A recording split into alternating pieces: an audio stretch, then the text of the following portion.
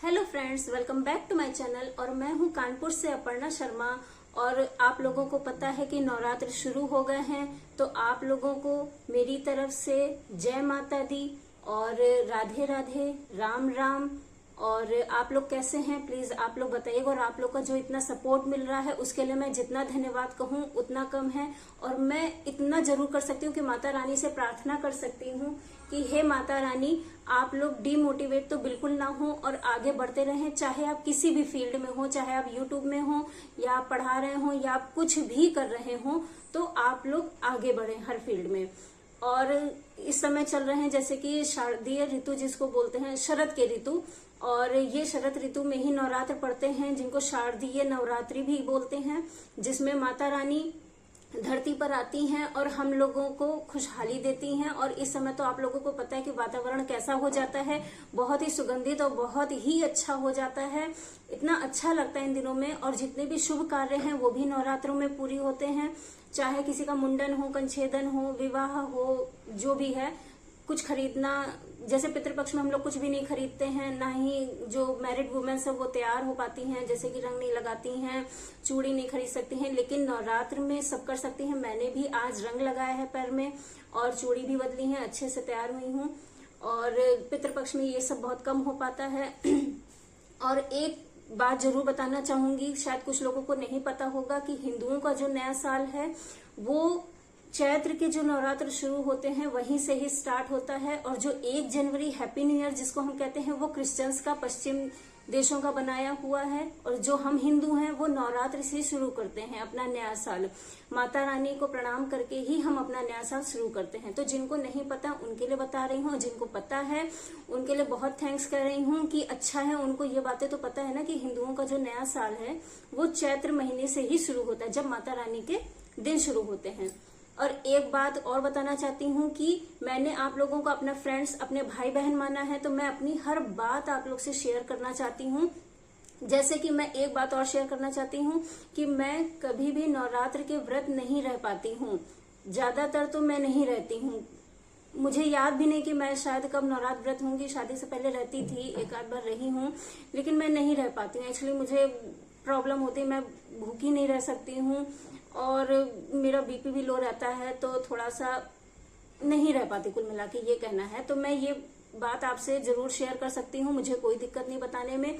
जरूरी नहीं कि मैं अपनी अच्छाइयां ही बताऊं, जो मेरे अंदर कमियां है वो भी बताऊंगी। कुछ लोगों को शायद ना अच्छा लगे कि नहीं, अभी इतनी एज तो नहीं है, बूढ़ी हो गई हो कि जो व्रत नहीं रह पाती हो। एक्चुअली लेकिन इस बार मैं व्रत हूँ। फर्स्ट डे माता रानी के लिए जरूर व्रत हूँ। माता रानी के लिए नहीं, मैं अपने लिए व्रत हूँ।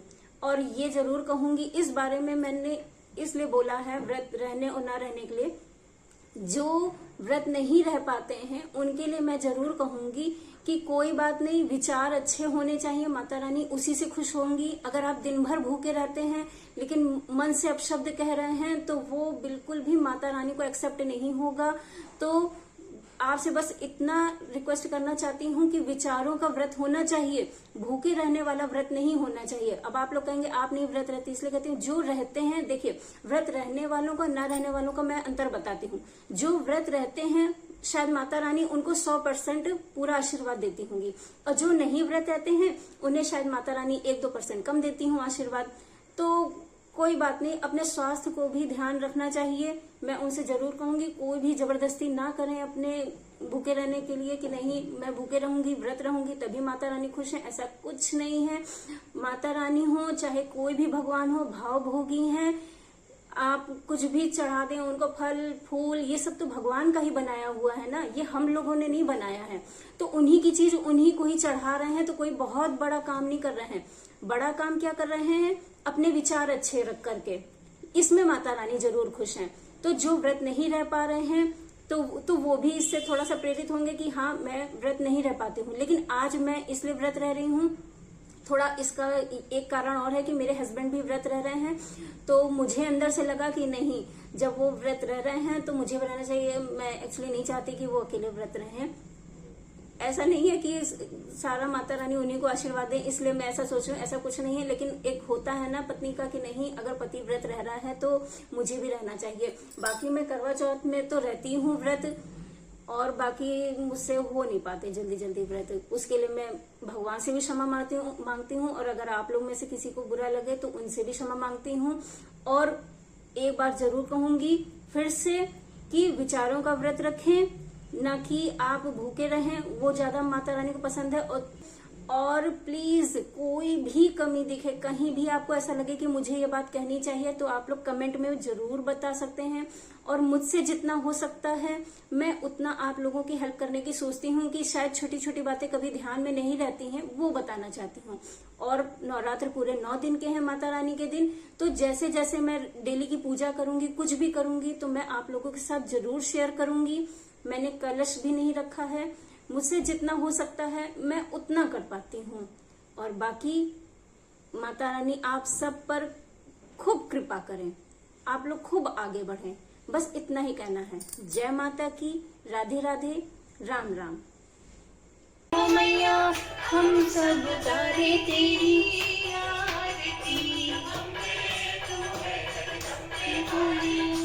दुर्गे खप्पर वाली तेरे ही गुण गाए आरती। ओ मैया हम सब तारे तेरी आरती, आरती। ओ मैया हम सब तारे तेरी आरती। बस किसी में